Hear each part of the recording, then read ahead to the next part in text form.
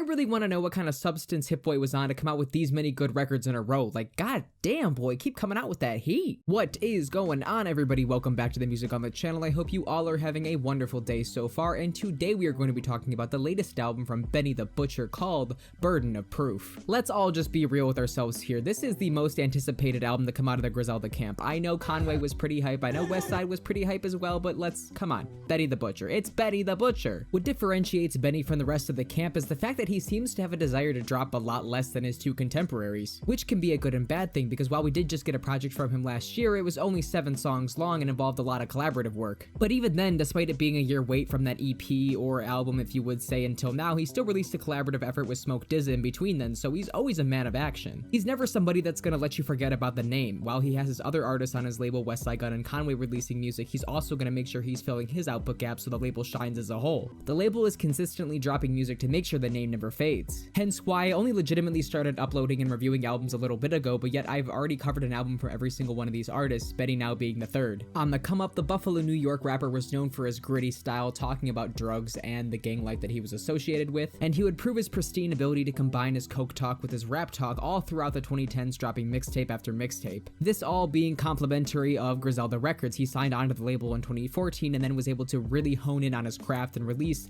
mixtape after mixtape, but then got to a point where he was releasing quality albums that people really went to him for. Nonetheless, was grinding his ass off all throughout the 2010s to get the notoriety he has now. So with Benny just releasing his 7-song album last year and having to follow up Conway and Westside Gunn's Shady label debut, what was this latest Hit Boy / Benny the Butcher project going to sound like? Well, ladies and gentlemen, the latest album from Benny the Butcher, Burden of Proof, is good in its own way. It does have a lot of good things about it, but I think in the long run, the issue I have with it is just that it was pretty predictable as to what it was going to sound like. So okay, I know Benny has a lot of diehard stands. Let's just take a step back here. Let's ease down the pitchforks for a second. I do think this is a good album, and I do think it's one of the better rap albums to come out of 2020. Don't get me wrong there, okay? But I feel like because this album is hitting the spot that people wanted it to, people are very content with it and hyping it up as being one of the best records to come out of this year. When in reality, it just hit the spot you wanted it to hit. It didn't exceed those expectations, and that's kind of my issue with the record. It's good in its own way, and I'll get into why, but it doesn't exceed anything beyond that. It doesn't make me think it's a great record, just a serviceable good one. My favorite kind of Benny was the come up Benny when he was talking about the street shit that you never wanted to be a part of, the dirtiest, grimiest aspects of it over the most dirtiest and grimiest beats,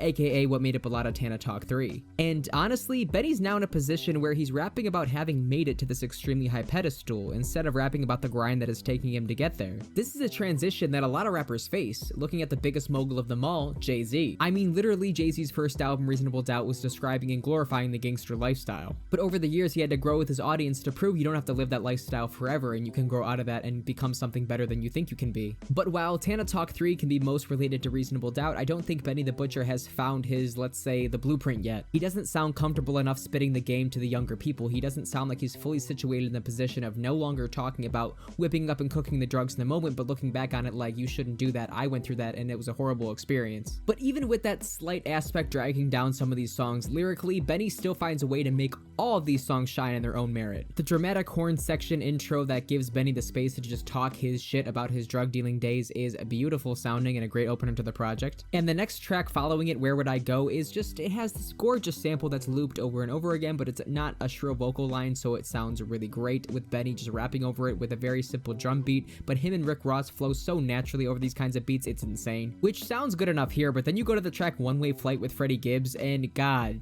damn, the way Hit Boy chopped up that vocal sample going with the beat is just crazy, and the way that Freddie Gibbs rides that beat and Benny, oh my god, I could listen to that song all day. It's the perfect montage song for Benny and Freddie to flaunt their wealth. It's not necessarily from the angle of, look at me, look at all this money I have. More so it's like, I work so hard to get to where I am that I am just going to lay back and enjoy it. Those ending lines by Freddie Gibbs on the hook sound so dope when he's like, are you gonna cry in that Toyota or this Maybach? Oh man. While Colorful Braggadocio does make up the main consistency of Benny the Butcher projects, he does switch it up a little bit here, getting more personal in the last leg of this project. Trade It All finds Benny looking at his come up from the perspective of now that he's made it to where he's at, how can he invest his money instead of just continually making it? And he also addresses his kids and how he looks after them and how his grind and trying to take care of himself kind of manifested itself and became him trying to take care of his greater family. But then he takes that one step further on Thank God I Made It, which apparently Hit Boy tweeted out, or he put on Instagram, that this was one of the only times he saw an artist cry over one of his beats. beats, and I get it, man. That makes total sense. Because Benny is getting way more descriptive than I think I have ever heard. Like, he's always talked about his come up and how rough it's been, but he's relayed that back into him being a bigger, badder boss, or how that's shaped him into the man he is today.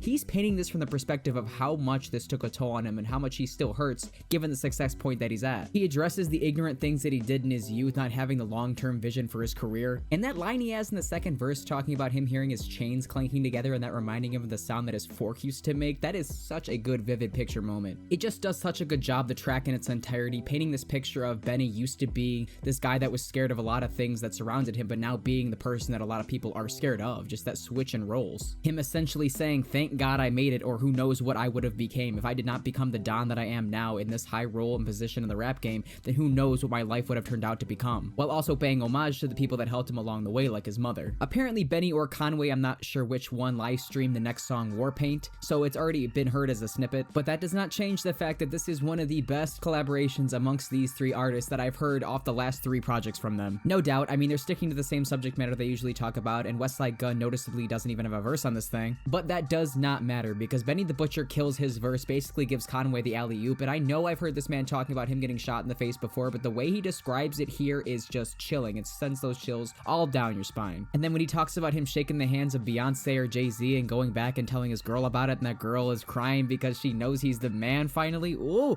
this might be the hardest Conway verse seriously I've ever heard. Like, no cap at all. And then the last track we have on this project is Legend, which I really enjoy as well. I love the twinkling production here. It reminds me of the soundtrack to the Peach Beach and Mario Kart. There's different sound bites of people cheering and clapping, which really fits the finality of the project. Despite me not necessarily agreeing with the placement, I think it should have been an earlier track in the album, but it does serve its purpose being at the end. But if you've been paying attention in this review, you can notice one of two things. The first of which I kind of missed the middle part of this album, and the second part that I haven't really talked a whole lot about Hit Boy's production over some of the songs that I enjoy. And that just kind of plays back into what I was talking about earlier. Benny is a capable rapper. Obviously, he is a capable rapper, but when he's in the position like I mentioned earlier where he's trying to spit game to new people, he's no longer talking about wanting the things, but actually owning the things that he wanted. It's not bad, it just doesn't come off as the most interesting content and thus makes for a bit of a lull in the project. And for me, that's the track Famous all the way through Over the Limit with Dom Kennedy. These are all quality tracks, Hit Boy coming through with the production and Benny being colorful and vivid with his pictures and storytelling. But when Benny isn't exceeding in a way, when he isn't rapping better than he normally does and Hit Boy isn't producing better than he does, it just makes for average to good songs, but not songs that are like, whoa, that was fantastic, when there are moments like that outside of these songs on the album. Hit Boy, I don't know if it's just because I've heard so many albums by Hit Boy recently, but he seems to be relying a lot on looped backing vocals and simple drum beats, which to an extent is the consistency of almost all the tracks on here, which makes a track like the one with Freddie Gibbs really stand out amongst other average to okay songs. I don't want anybody to think I'm trashing this album though, because I did enjoy tracks like Famous, Timeless, New Streets. Benny was doing something, Hit Boy was doing something where they both came together and made a quality track. Like I said, they just don't stand out at the end of the day. The latter leg of this album, when he gets a lot more personal, stands out. In the beginning, when he has that combination and it works beautifully, stands out. But then you have just lesser tracks that are in between that middle ground, and it makes for good sounding moments, but just not as impressive overall. Guiding the album's theme of luxury and success makes the album somewhat one note. While it is diverse in the flows and content at times, it does make it come off as one just not very well-rounded project. It just kind of hits you with the same thing from track to track, making for an album that does have highlights, but I'd rather just listen to those highlights than revisit the album in its whole. It seems like a lot of effort and care was put into this project, there's no denying that, and like I said, it is one of the better albums, especially hip-hop albums, to come out of this year. It just suffers from trying to be short and sweet, which I do commend, but in doing that, it does make songs that are supposed to guide the album along at a quicker pace kind of slow it down. I like the project, I love what Hit Boy was able to accomplish, I love the cadence, wordplay, and flow Benny delivers all across this thing. If you're a fan of Griselda and that real gritty street hip-hop, then no doubt you're gonna love the hell out of this project. It's not Benny being his darkest, but it is Benny at the end of the day. It's Benny at his core, so if you're a fan of Griselda and Benny especially, then you are going to love this album. That's all there is to it. I appreciate Hit Boy and the run that he's been on this year as well, but I think I appreciate his work more along the lines of Detroit 2, where it was more diverse rather than hitting one note throughout the entire thing. A good album, a quality album, just not one of my favorites of the year. But if it is for you, I totally get it. I totally understand. Now this is the part of the video where I rank this album out of the rest of Benny's albums, a discography ranking if you will. And so now, if we are counting The Plugs I Met, considering it is only 7 songs that could technically be an EP, but he did say it was an album, so if we are counting The Plugs I Met, that is still my favorite Benny album. And then going one down from there, I will have to put Tana Talk 3, and I'm tempted to put his mixtapes higher, but this one did sound really refined and gorgeous at times, so I gotta put Burden of Proof at number 3. And I haven't heard all of Benny the Butcher's albums and mixtapes, so I'm only gonna rank it out of the ones that I do know, sorries for that. In 4th, putting A Friend of Ours, and then Butcher on Steroids, My First Brick, and One on a One. And for my top 5 songs from the project, I will have to go with Sly Green, One Way Flight, and then Thank God I Made It, Warpaint, and Trade It All. Really just a quality album. I feel like I'm gonna get a lot of backlash for this. Anybody that does see this is gonna think I was hating on Benny, when I really do think this was a good album. I just don't think it's like as good as everyone has been like hyping it up to be, but that's just my opinion. So, this this being my opinion, I wanna know your guys' opinion as well. You can leave a comment in the comment section and tell me your opinion, or you can follow me on Instagram and Twitter and we can talk about it there. Thank you guys so much for watching all the way into the end. If you made it all the way into the end, you know I truly appreciate that and love you all for doing so. If you wanna leave a like or subscribe, I would love that, and I'll catch you next time.